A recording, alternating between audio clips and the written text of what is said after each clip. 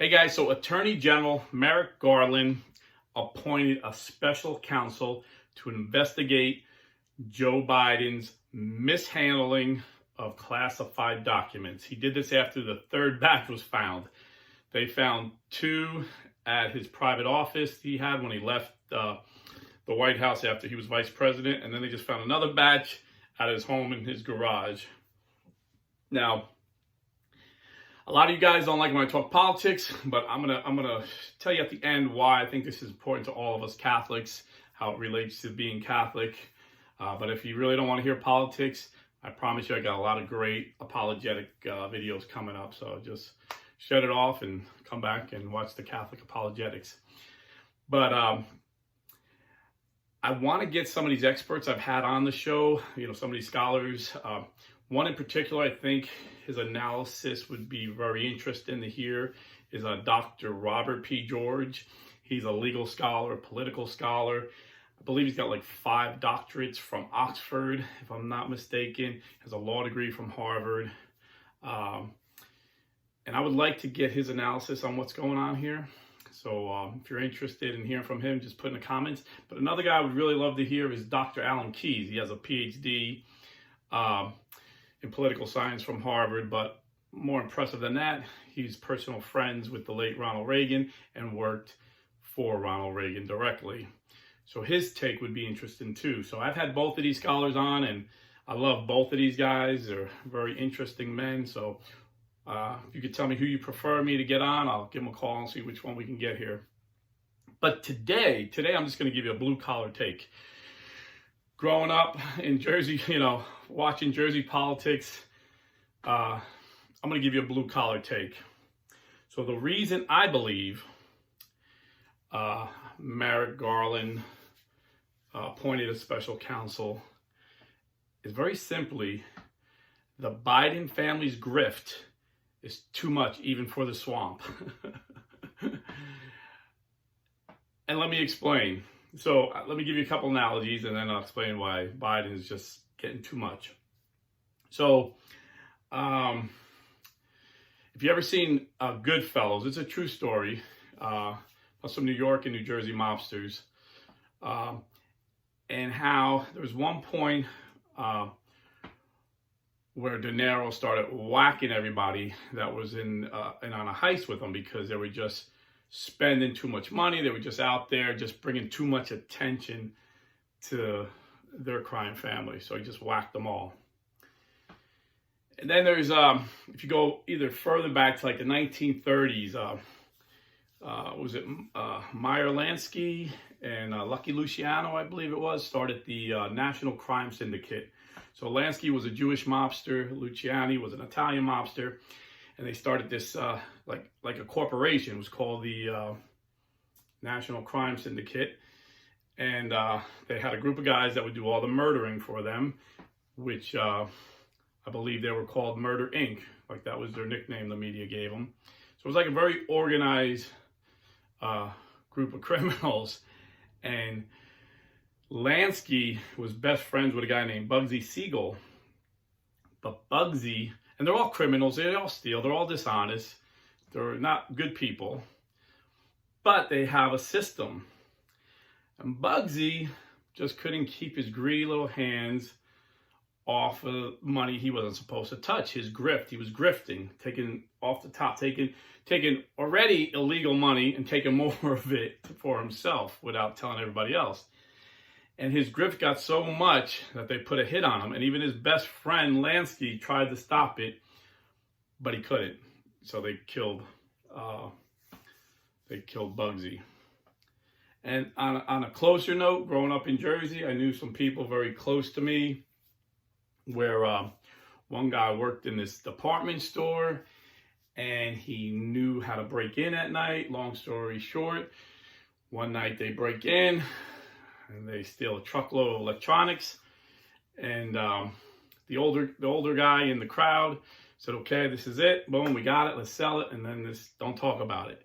But the younger guys got greedy and kept going back. And the older guy kept saying, no, don't keep going back. Just don't go back to the scene of the crime. But they kept going back every week, stealing more. and then they all got busted. So they didn't know when to quit. So I propose to you, this is the Biden family. This is the Biden crime family. Their grift is so great, it's bringing too much attention to the swamp. And now that the Republicans won the House, that got the swamp a little nervous. But what really got them nervous is that these hard-nosed conservatives made McCarthy promise them they were going to investigate Biden. And they know these pit bulls are coming at them with authority to subpoena people. So I think the swamp is saying, okay, it's time to stop protecting the Bidens. And if you're not familiar with the Biden's grift,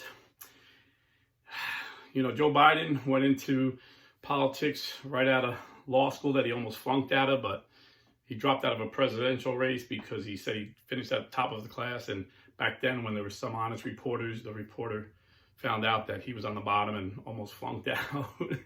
But from there, he went into politics. He's never worked an honest day in his life.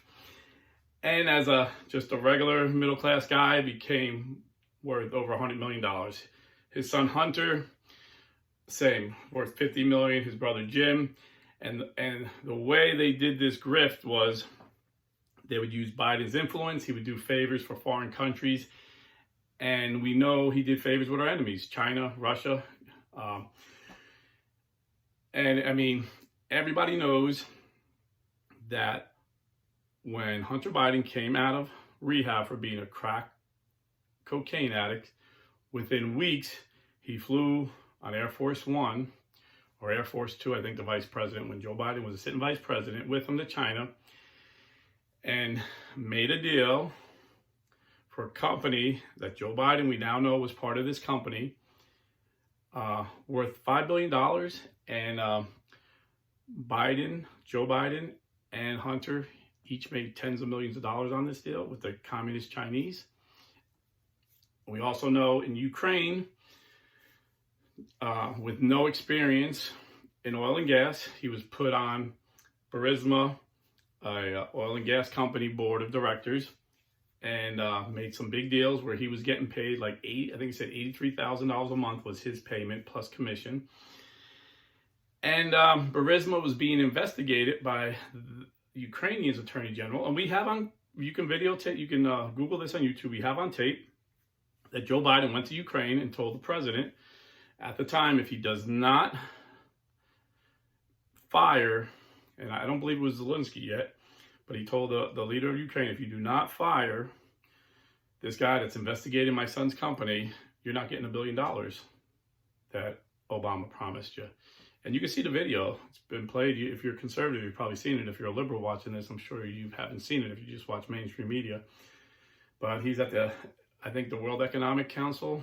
And he said, you know, I told him, fire this guy or you're not getting $1 billion. And by golly, he says something like that. By golly, he fired the guy. And then the investigation stopped. Now, a couple of Hunter's associates went to jail in a connection to this anyway, prior to this. And they said Hunter should be in jail too, but because his dad's the vice president, he's not in jail. So there's a lot of grift going around. Jim Biden got the contract for Iraq when Joe Biden was vice president. Jim Biden's is Joe Biden's brother. When he was vice president, there was a construction contract, and Jim Biden, with no experience in construction, started a construction company and got this multi-billion-dollar contract. And you say, oh, well, you know, the grift is always in Washington. You know, Dick Cheney, you know, was part of Halliburton, and Halliburton got all those contracts in Iraq. Yeah, they were grifters too. You know, Liz Cheney, one of the biggest grifters in Congress. You know, the grift is on both sides. This is why Republican swamp creatures and Democrat swamp creatures both hated Trump, because he was exposing the grift. But I think the grift was getting too much. I mean, they just couldn't help themselves. You know, Joe Biden is by far the worst president in American history, but the second worst president in my lifetime, Jimmy Carter, was just a bad president. He just had bad policies and he wasn't very bright. But I don't think he was a dishonest man. I don't think he was a grifter. And when he left the White House, he went around the world to help countries become honest democracies. And one thing he said about elections was you want to limit mail-in ballots because that's the way people do fraud. You want to have a minimum amount of mail-in ballots. This is what Jimmy Carter said. The more mail-in ballots, the more open your elections are to fraud. And he also said an interesting thing about corrupt politicians. He said you should not allow politicians or their family to sell art. This is a way they do it in all these third world countries. Someone will say they're an artist, and you'll pay them $50,000 for a piece of art that's worth peanuts.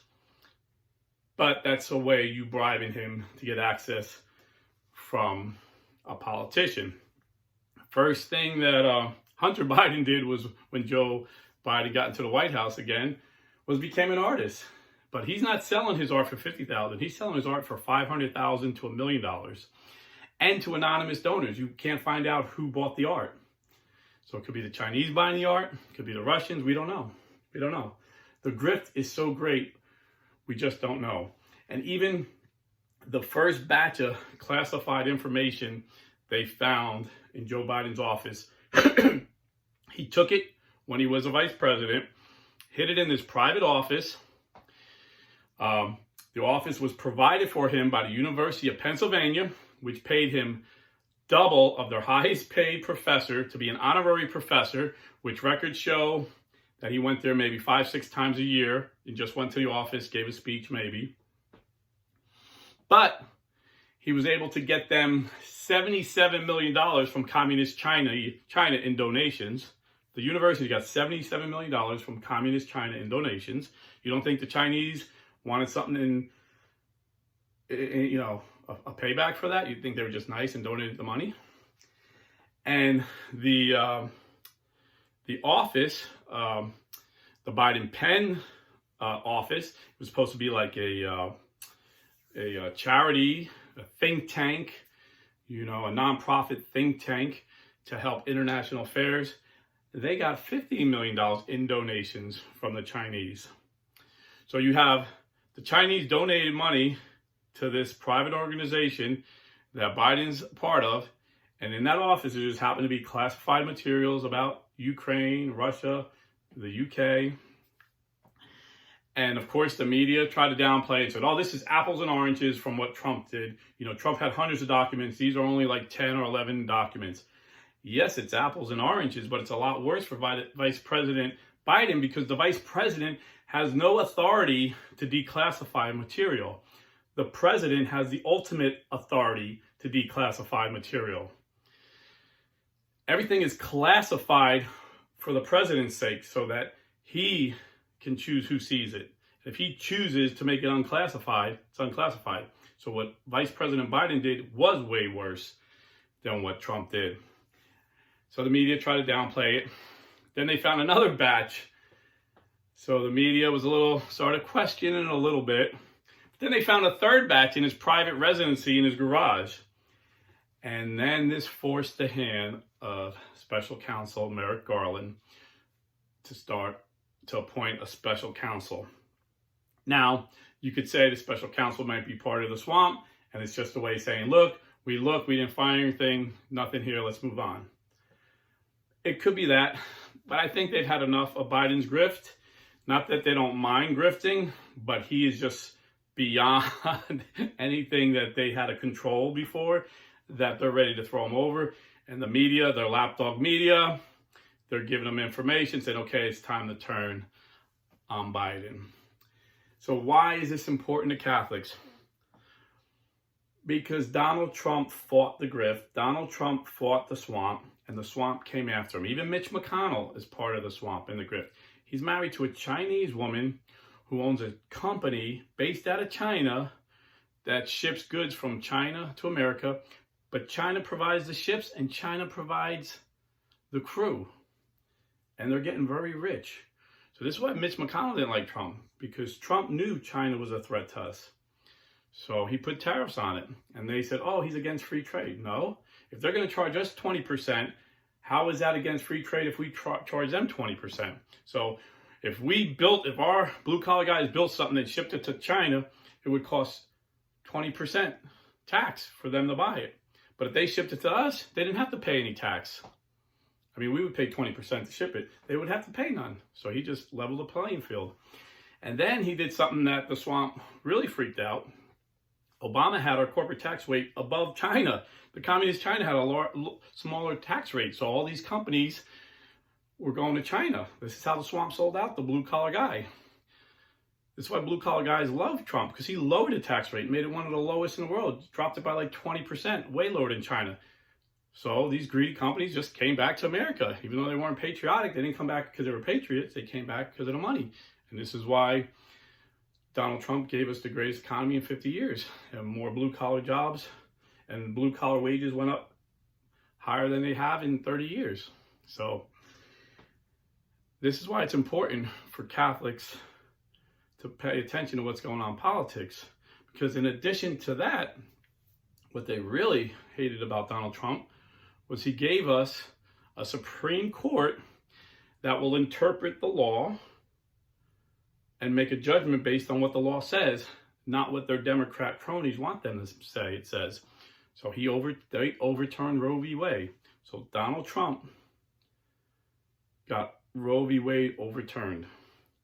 And this sent the Democrats crazy. So this is why it's important for us to pay attention to politics, to vote, and to spend your money wisely. If you're buying or selling real estate, you know what I say. Go to realestateforlife.org and you'll do business with a pro-life Catholic real estate company. realestateforlife.org. God bless. Stay Catholic.